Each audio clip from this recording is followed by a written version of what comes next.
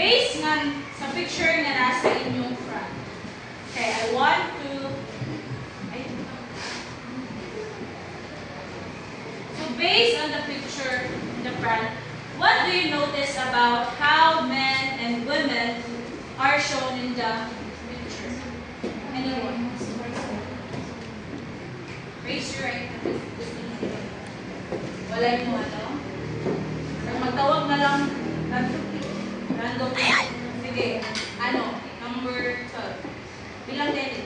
1, 2, 3, 4, 5, 6, 7, 8, 9, 10. Based on the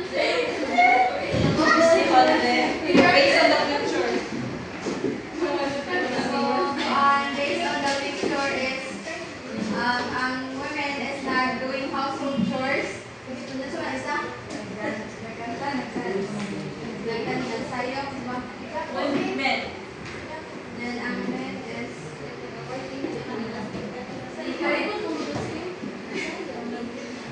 nag-dance with Describe na lang ako. Ang women is doing a household chores. Ang men, leader ni siya. Diba? Leader. Yes, so open for like more like for example sa president, something na. Kaya what we do prepare kasi 1/4 each. Yung power set, siguro na. Gawin na nila kakuhaan dun sa topic. Women empowerment. 1/4.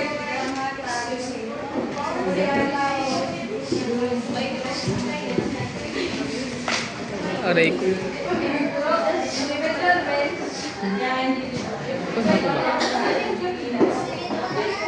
Saan ka naman na lang? Scratch sa inyong paper. Bye. Bye. Bye. Bro, nanay dito. Break. Ako rin picturean. Oh. Dali na. Ginaan nga break. Banana ito.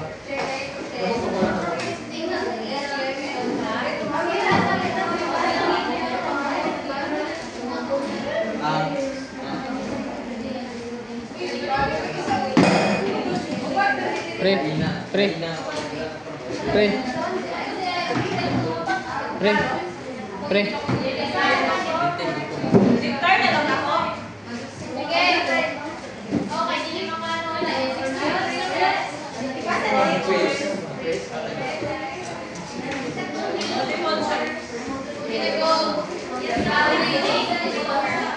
Pre. Question number 1. What is the best definition of gender stereotyping? Again, what is the best definition of gender stereotyping? A. Treating all people the same regardless of their gender. B. Making assumption about someone's behavior, rules, or interests based only on their sex, male or female. C. Promoting equality between men and women in the workplace. D. Encouraging everyone to pursue any career they choose.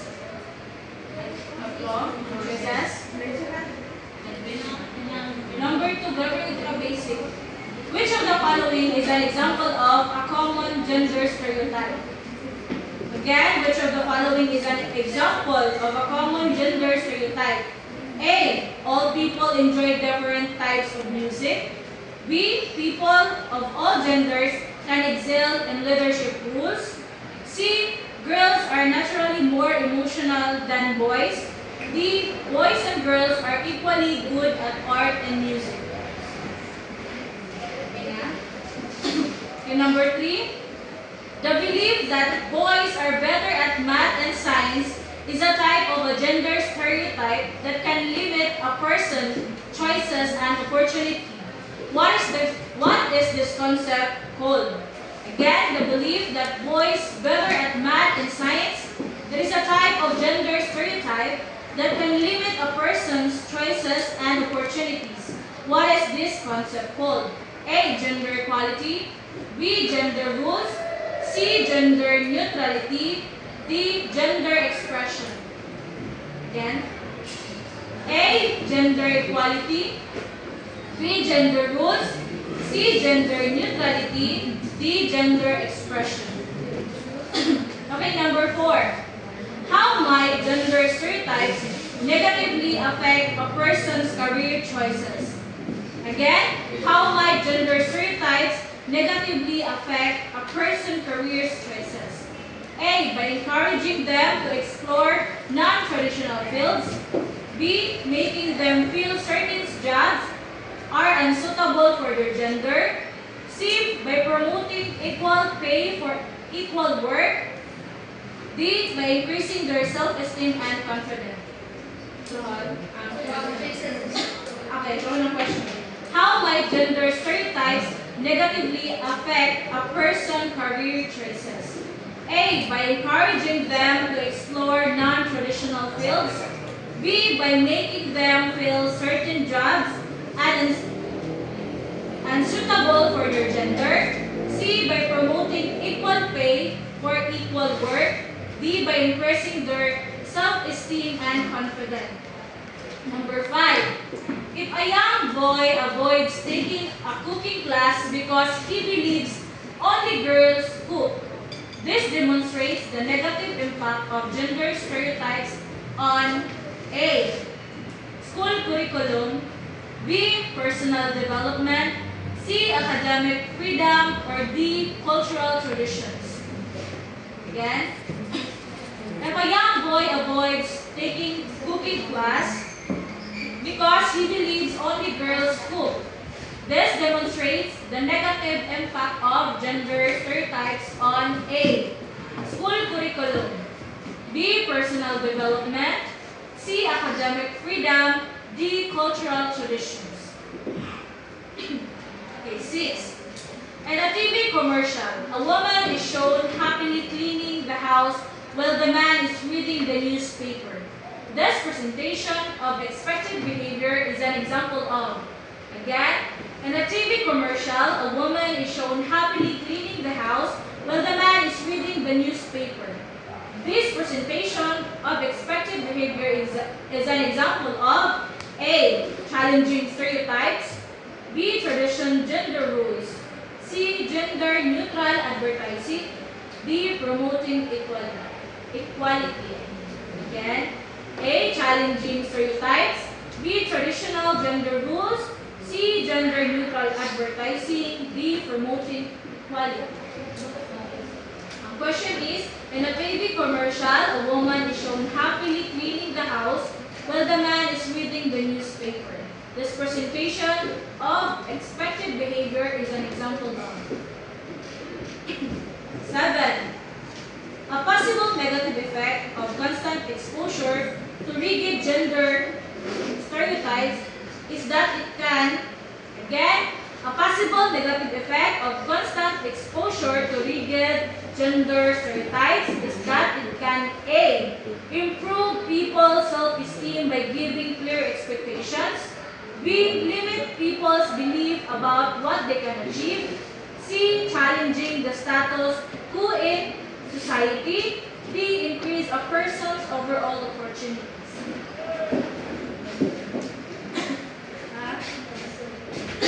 Get?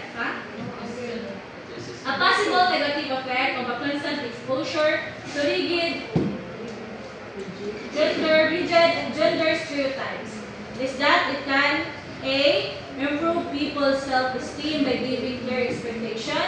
B. Limit people's belief about what they can achieve.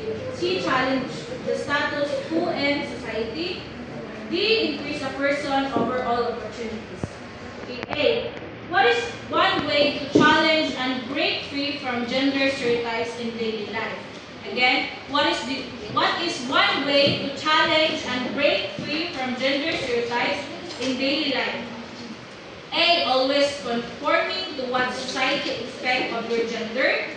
B. Ignoring instances of stereotyping in the media. C. Speaking up when someone makes a generalization about a person based on their gender. D. Only pursuing activities considered appropriate for your sex. Okay na? 9. The question. How can we encourage equality and acceptance regardless of gender? Focus on which aspect of the topic. A. Analyzing the root cause of prejudice. B. Demonstrating ways to achieve a non-stereotypical society. C. Defining abstract concepts. D. Identifying historical gender rules. Again, how can we encourage equality and acceptance regardless of gender? A. Analyzing the root causes of prejudice. B. Demonstrating ways to achieve a non-stereotypical society. C. Defining abstract concepts. D. Identifying historical gender rules. D. Is demonstrating ways to achieve a non-stereotypical society. How can we encourage equality and acceptance? Okay. Analyzing the root causes of prejudice. Last number. Gender stereotypes are often described as promoting fixed ideas about people. This means the ideas are again, gender stereotypes are often described as promoting fixed ideas about people. This means the ideas are A. Flexible and subject to change. B. Encouraging of individual expressions. C. Rigid and resistant to variation. D. Based on objective scientific facts. Question? Gender stereotypes are often described as promoting fixed ideas about people. This means the ideas are A. Flexible and subject to change. B. Encouraging of individual expression. C. Rigid and resistant to variation. D. Based on objective scientific facts. Last word.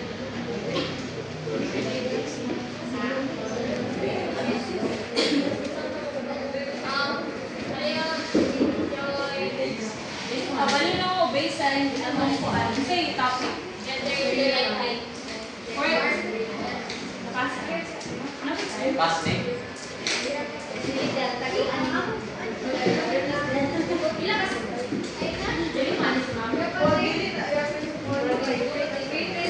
Sige sa bana dili man ang kuan ang inyo lang na prior knowledge about gender stereotypes. May idea about stereotypes? In your own idea, wala may own opinion. Wala may wrong sa inyo ang idea. Gender stereotyping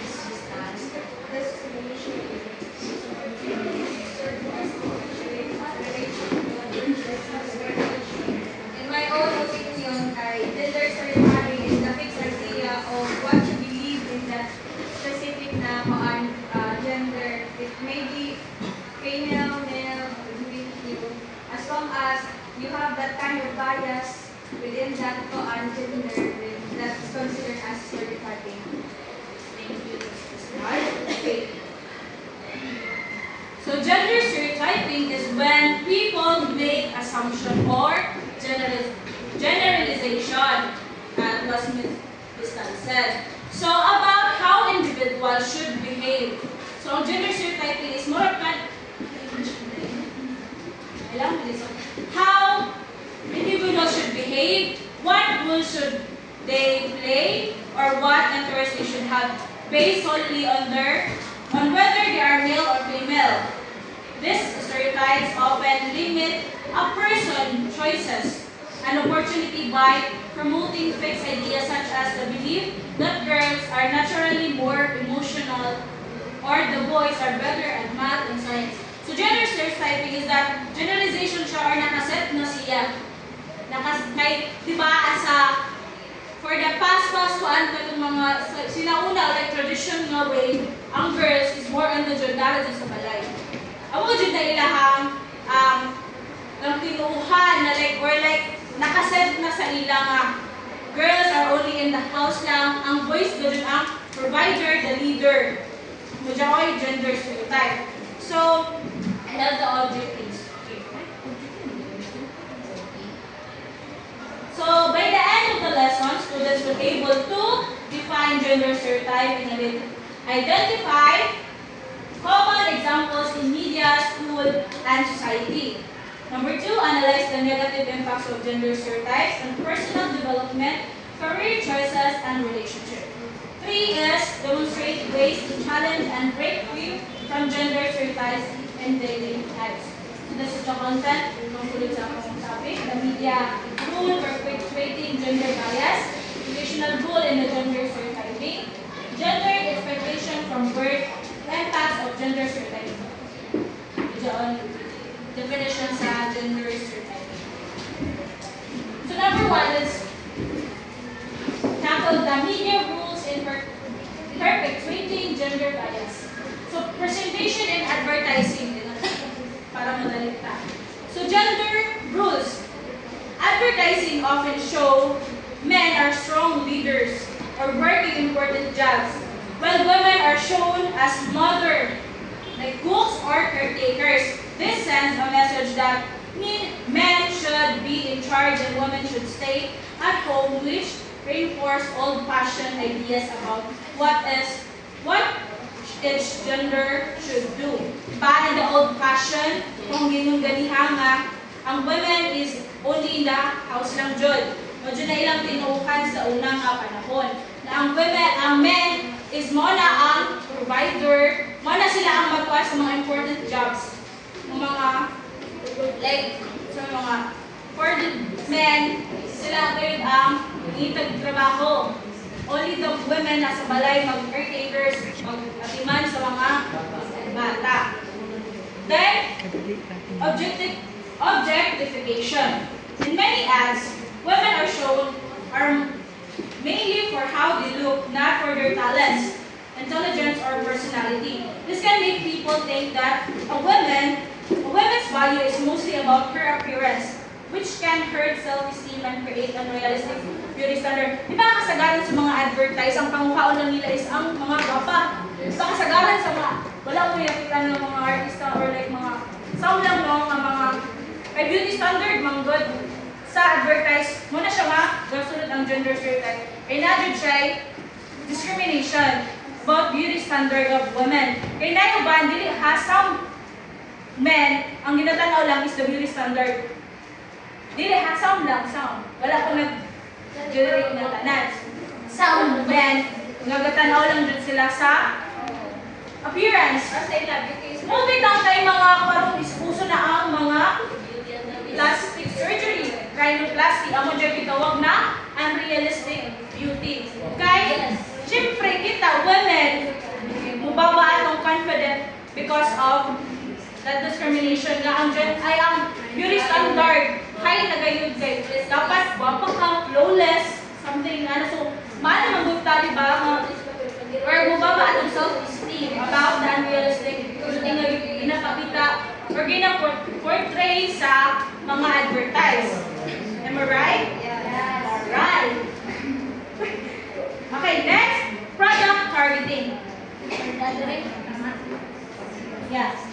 Product targeting. Some products are made to seem like they're only for boys or only for girls. For example, pink dolls. Para sa pink dolls, malaman lang sa boys. So, para sa girls. And action figures for boys. This can make kids feel like they can enjoy certain things just because of their gender, which limits their interests and choices. Matungtong ko itong ningon ating topic, diba nga? Diba na ako kay girls, sometimes na ang favorite color is blue. Diba pag sa ato ang blue is for boys, ang dyan siya. Wala ako kids, parang baano siya nga, because of her gender or his gender, dili niya walang iyang gusto nga himo or like natin ang iyang gusto. Because of the gender stereotype. Kaya nakaset man, ang pink is for girls lang, ang blue, ang red is for boys. Ako gani kay, ako ra may babae sa amo. Si akong mga duwaan is pang lalaki. Si pusil, helicopter. Kaya akong mga kuya, kung sa ilahang, tama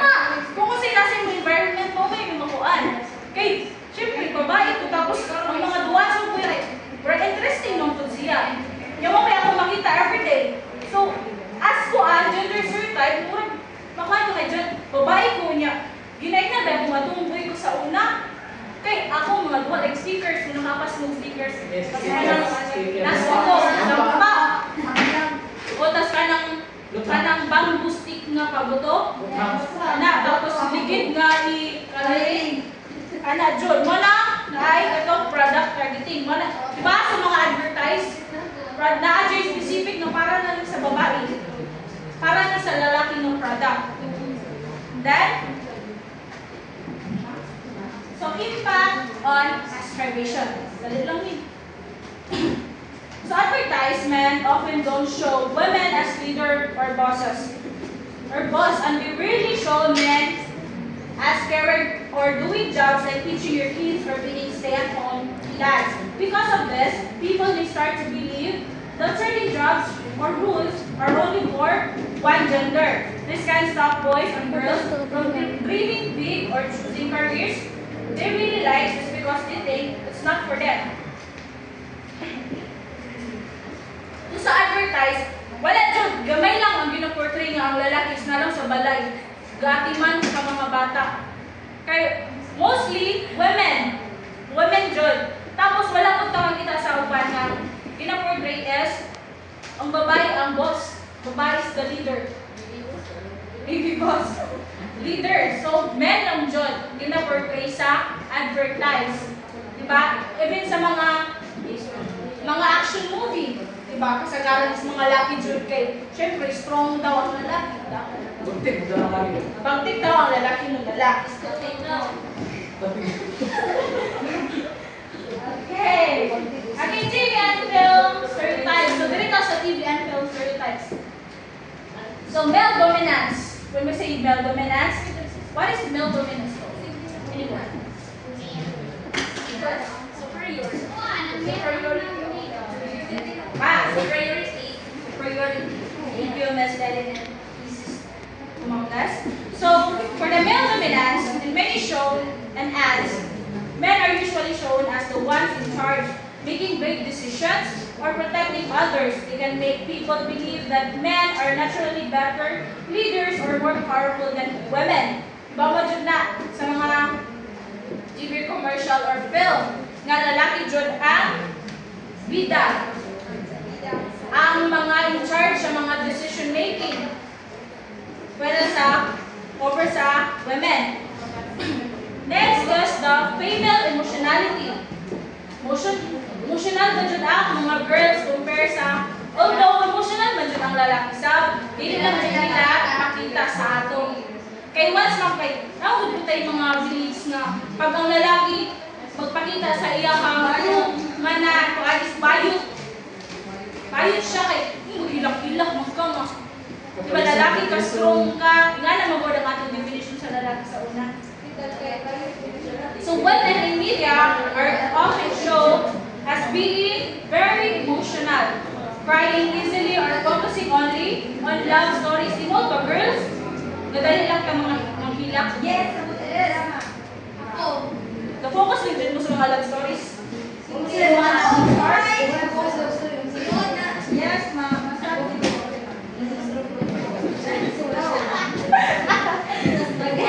This can make it seem like women can be serious, strong, or in control, which isn't true. Ang women to know, they don't mag-seryoso.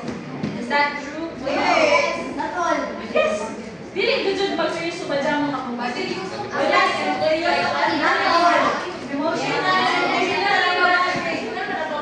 Emotional dyan ang babasi. Okay ka ng babae. Wala pa din yung babae, what?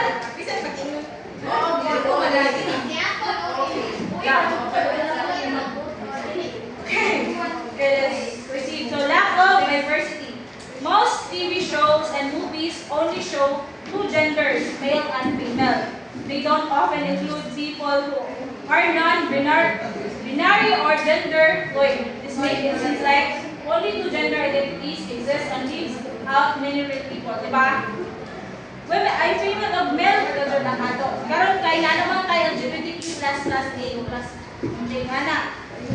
So sa old fashion, men and women graduate, wajud ka makita nga lalaki nga binabadji o babadji nga nilalaki. Kaysa una, ang bayot, wadyo na ang mga tinuuhan sa mga kalululuhan, ang mga bayot lang sa Diyos sa krus. Kung pinayot pa mo, pero karon, open naman siya. Ang kutog na tabay, legal na ba ang masakyan? Gihapon siya legal. Kay men and women are equal according sa Bible.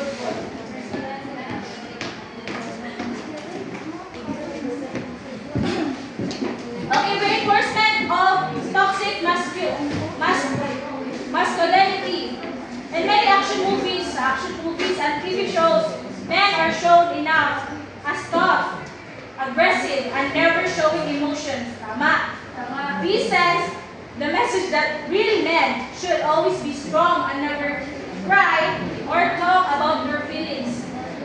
It's called toxic masculinity and can be harmful because it stops boys and men for expressing themselves in healthy ways. Diba? Ang mga lalaki dili dyan na sila mutukan kung sa ila toxic masculinity mo daw po na sa ila.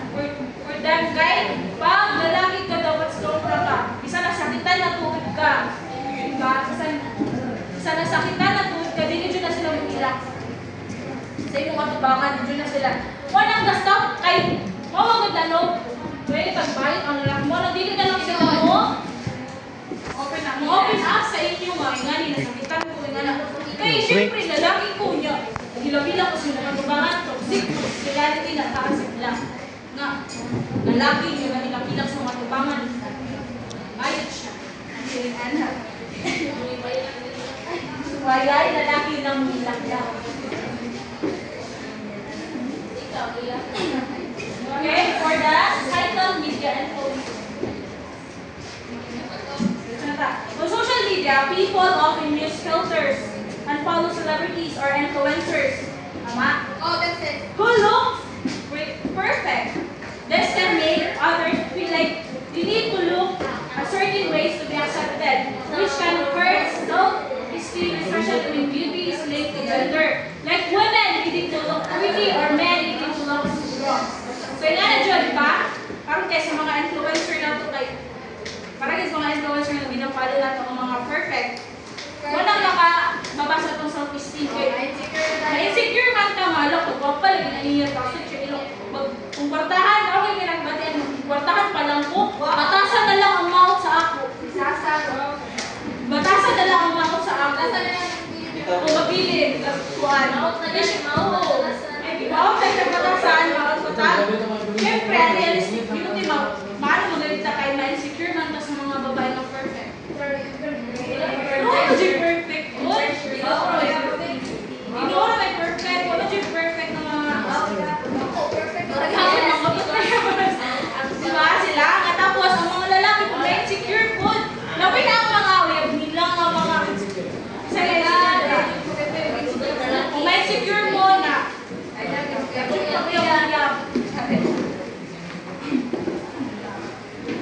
next, for the gender content. Social media often shows certain topics towards one gender like makeup and fashion for girls and cars or sports for boys. This can make people like they should only be interested in things that match their gender, even if they like something different. Tama kayo mga babae na gusto mga sakyan ng sa madilig mo dili sa mga cars. Ikaw, sabi na ka ng mga Lamborghini? Oo. Ang mga babae, ang mga makeups na is for girls lang daw. Tapos ang mga cars is mga panglalaki lang. So may ganahan daw yung mga sports car. Mga babae na. Because of the gender stereotype, marag makuhaan sila ay panglalaki lang pala siya. Kahit hindi na po kayo malay mo soon. Then challenging norms. At the same time, many people use social media to speak out against this gender stereotype. Activists and creators are sharing more inclusive content showing that only can be anything regardless of gender and helping to change how society sees gender. Diba karoon is mga content creator ng mga namukhaan dyan about sa gender nila. Diba karoon kay mga mga content creator nga mga binabaji is Tumpuy ka. oo. Ano ito, ipusin niya. Wala na yung mga kuwan karon. Activist sa gawas, ipusin siya. Kaya tungkol sa kontra sa LGBT ba, ipusin siya. Wala challenging nga. Sa mga Facebook, mga TikTok na lang makita ang mga kuan binabaji. Ang ila is make content. Wala ang mga para sa ila is maka-help na to change society to see gender na magawagan din lang male and female ang naakaroon. Right? Yes, teacher. Proceed na sa educational rule in gender. Katugan niya is about the media. Hindi ka lang po. Time na ha. So, education rule. So, nada ay rule sa education about diversity. So, textbook representation. So, many school textbooks show men as leaders sa mga libro. Diba? Like doctor or boss, and women as caregivers like nurses or mothers at home. This can be that certain job rules are only for gender, which reinforce all stereotypes and limit what students believe they can become in the future. Diba? Sa mga elementary pa tayo, diba yung asa to? What do you want to be when you grow up? Diba na iwan na? When will you become a doctor? When will you become a nurse? Pero naman kayo mga batang magusto o engineering. Diba? Ang engineering is for lalaki na daw. Tinood. Architecture. Sa una, lalaki. Yan, sa una, old fashion. Karon is, pwede na, iwalin na ha. Pwede na mahimo ang kaya sa lalaki. Sa mga pili ka na, like, tanan. Next, gender biases in school subjects. In some schools, science and math are often seen as subject for boys, while girls are encouraged to take subjects like reading, art, or social studies. This can make students believe that certain careers are only for one gender, which is unfair and untrue. Everyone should be able to follow their interests no matter their gender. Kung kasi imong gusto, imong sundon, imong kaya nimo, diba? Dili kay mag-base lang ta sa one gender, kani is para lang dyan sa lalaki. Pero kay gusto man ako, diba? Gusto man ako kanina course, gusto man ako kanina subject, pero para sa inyo is for boys lang niya siya. So maano ako ng interest? Dili na ako mati, makakuguna. Gusto na ako ni siya. Right? Right? Ano na ba na para ng criminology? Oo, na yung mga babae. Criminology. Engineering. Yeah, engineering. Hindi man yung mga marine. Marina. Army din eh. Army sa army.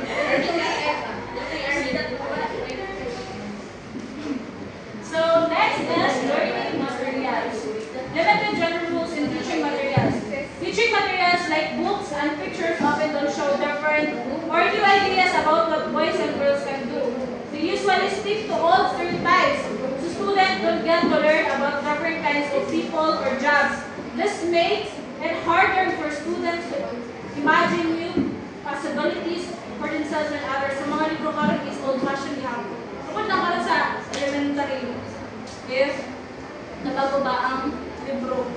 Kahit they don't want na ang mga kids karon is maka-learn about sa mga other gender na nakakaroon sa ato. So, this is apple. LGBTQ. Na may mga programang tumatama. Yung classic ko yung S, nataas ko siya. Teacher biases. Teachers and conscious bias. Sometimes teachers might pay more attention to boys in subjects like math and science. Nakakay mo, ani? Sa elementary nga ang mga teachers. Focus lang sila sa lalaki when it comes sa subject of science and math. Wala Wala. So, and encourage girls for reading and writing. They might not even realize they're doing this. This can make students believe that boys are better at science and girls are better at language, which can affect what you think they can achieve.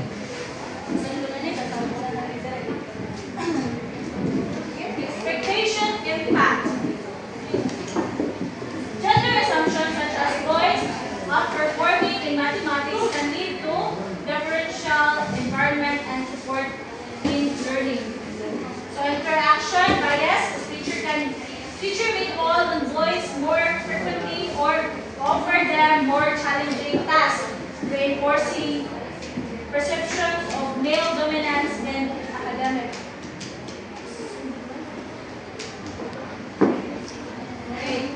Fair influence in school. Ganito na sa gender expectation from birth. Parental influence. So early reinforcement. Parents may unconsciously steer children toward gender-typical behaviors such as encouraging boys to be assertive and girls to be nurturing. Sometimes parents don't realize that they encourage their kids to act like boys or girls are supposed to. Diba? So, kung ang mga bata lang, ay mga nanay lang, ang mga bata is to not na to say, sakto nilang himoon. Like, so girls, maglalit tanga ka ng proper saan pag-inkulog karoon. Diba? Ikaw nagkaka ka. Kaya magkaw, mag-nuko ang TL. You, also me. So we stop kids from acting or dressing how they want, and this all we need is how about how boys are dressed. Dapat kayo mga babae na dili ka na dress ka rin ako. Sa bata pa ko, kay ako mga kuya, siyempre ako rin babae. Pero ang environment nimo is for ang tanan na laki, so dili jud ko ganahan mo dress, ko ganag pink. Kung unsay nasa ako kuya dapat na ako. Kanang mga baro sa ako kuya dapat nga sa usaha, di ko gusto nga makakita ko dress sa ako ang cabinet. Because of my environmental, makamit mamud po ang environment. Labi ng mga lalaki ang imong mga influence. Influence ka pero sa nagawa ko him kung colors. Good. Role modeling children mimic parental behaviors, traditional gender practices within the household can perpetuate stereotypes. So kids copy what their parents do, di ba? What they see, will affect their growth. What they say is what they do. Yes, what they see is what they do. So if the parents follow traditional gender rules at home, like must doing must housework, and thus fixing things, kids learn and believe these are the normal rules for girls. Di ba kung sa ilang makita sa paniwala kay ang kids is ano dyan sila sa Perfection. yeah, sa balay kung dyan sila una mga katon. Kung sa ilang nakatunan dito madala dyan na ilabis even sa school.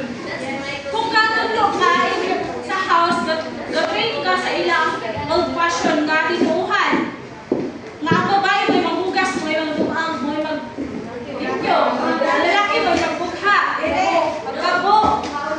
Kung kailangan, fish na din sila, kahit ano mga tradition way, or like old fashion na mga beliefs, madala na nila. Nga, para sa nila, this is normal. Normal na lang eh. E para magbugawa sila sa house, ang ilang tinuan na alastig lang sa ilang this is the normal nga ano, dapat ang girls, nga mag-behave, nga hinahinin, nga reklara. Dili ka kay nga na, lihong kaayo si Awes. Language use, the way parents communicate, calling girls princess or boys, don't something na influence sa perspection and reinforce gender norms. Sa mga bata, kay kawag sa kuto, ginahapon karong bibi, gihapon tawag. Kalagot, ginanong bibi nga. Ako naman to, siyempre mo naman ko ilang nandun nga. Sugod sa pagkabata, bibi ang tawag nila sa ako. Pag to karong nagdala siya. Pag sa mga kanay, diba, duday, bata pa, sa una, duday.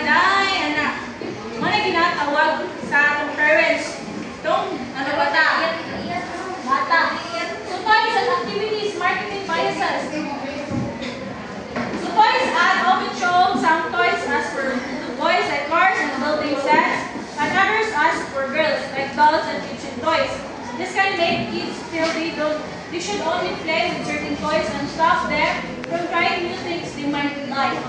Nakano na nga, pag katugaling mamalik, yung magkasang mga kay, kita mo Barbie, pero hindi mo kupalitan. Kaya naman man daw mga duwa na kong kuya, I can use that one. So nag-anan ko, nagdako ko nga, dili ka lang kung aning Barbie. Kaya naman sa ato, isa kong kuya nga, mga cars, mga pusil-pusil, wala siya ang nakakuan sa ato nga. Kaya dili naman, wala man pagpalitan. Para sa ato, ay okay na di ay, gamit ko mga toys sa panglalaki. Next is, when kids don't get to play with toys that aren't labeled just for boys or girls, it can stop them from being creative and learning. Learning different skills, playing with all kinds of toys, help kids discover new interests and talents. Kaya the more mag-introduce of new things or new mga learning is, the more nga mo explore ang bata. Ilang stick sa mga. Kani is for girls ang dyan niya, kaning dolls, what if gusto niya nga cars? So, dili na lang nato supportahan ang iyang gusto. Dapat kita napuntay ang consideration sa gusto sa bata. Nga makabalot nga, dili mo din maka-affect sa'yo or dili din makapahamak sa iya. Makadaot sa iya. Color coding. Ganiha nga, blue is for boys and pink is for girls. It doesn't reflect what kids actually like and gives the wrong idea that boys are strong and girls are the left them, even though everyone is difficult. Medyo, diretso na lang ta sa career, last topic. Ano career?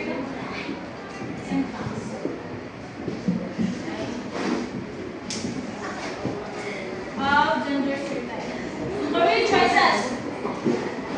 So gender stereotypes make people think some jobs are only for boys or only for girls.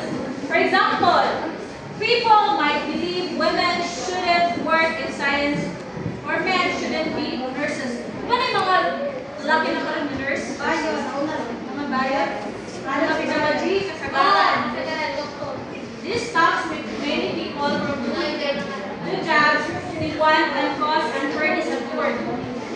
Unfair job, they want kami syempre, mga babae yung gusto nga yung CEO. But CEO is the nurse of the mga akta na sa ito is, lalaki lang dyan ang pwede anak. Kaya CEO good, leader good. Na ano ko siya o mga big decisions. So kapag one siya, so unfair siya. Pero karoon na naman, normal na sa ato karoon na ang lalaki yung nurse. Wala na yung mga bios, wala na. Ako na ang cultural, pagkuhan ka, hilig ang tao, paghilig ang people, kasi nga nurses, mga bayo. Nurses job, kaya syempre mga caretakers dali ang mga babae sa old fashion. Ang mga lalaki sa Old school.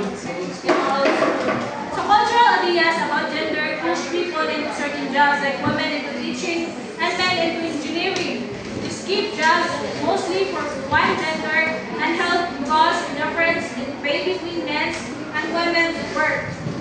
Societal expectations about what boys and girls should do can stop people from chasing what they really like. This can make it harder for them to be happy with their jobs and life.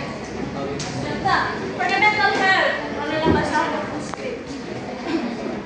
when people try hard to fit into strict ideas about how boys and girls should be, they can feel sad, worried, or not good enough if they don't match those expectations. Ano is the expectation? Bawas na dili na ito ma-achieve ang expectation is mano tawag din sa point. Nawawi nga ng ano, magaling. Mga disappoint ka nga. Like, for example, sa mga exam, study ka niya. Gamay or gamay lang. O ma-disappoint ka nga. Dili ba dahil enough ang akong study? Is it not enough? Nga, ano gamay man? Never.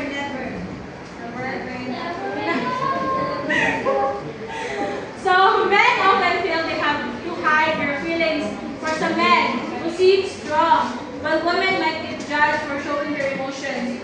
This can make it hard for both to feel emotionally healthy and happy. Kaya, the more man good natin, hindi mga to, kasabi is the more na, unang mo, ko siya into anxiety, depression. Hindi naman natin magawa sa matong iba. Usually, mga suicide ang mga laki. Yes. Kaya hindi naman natin na ma-sharing nila. Ma-open up sa parents nila. Don't on it. Mahit mga ito. Kapag sa mga problems. OA, mga lalaki ka dapat sa mga. Pwede na siya kind of girls. Pag nag-open up sa inyong community. Kanagsalang ang lalaki na open up about sa inyong problems. Tama, Aaron? So when people don't feel like they fit the usual ideas of how boys or girls should be, it can make them feel bad about themselves and hurt their mental health over time. Ano siya into suicidal. Interpersonal means that how people act and connect with others can be influenced by ideas about gender. For example, boys and men might feel they should be tough and not show feelings, while girls and women might be expected to be caring and emotional. This expectation can affect how people communicate, solve problems, and support each other in friendships, family, or romantic relationships. So gender stereotype can make a person feel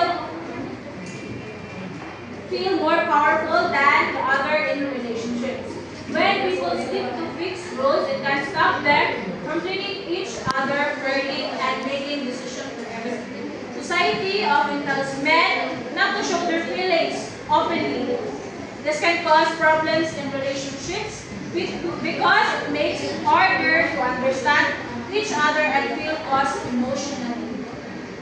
And gender norms can make people feel they have to be certain ways in relationship, like women always taking care of the others to understand each others, or men always earning money.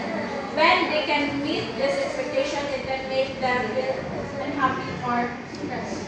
I think it's time to na pumunta ng 20 Pero ako na lang i-announce para hindi mo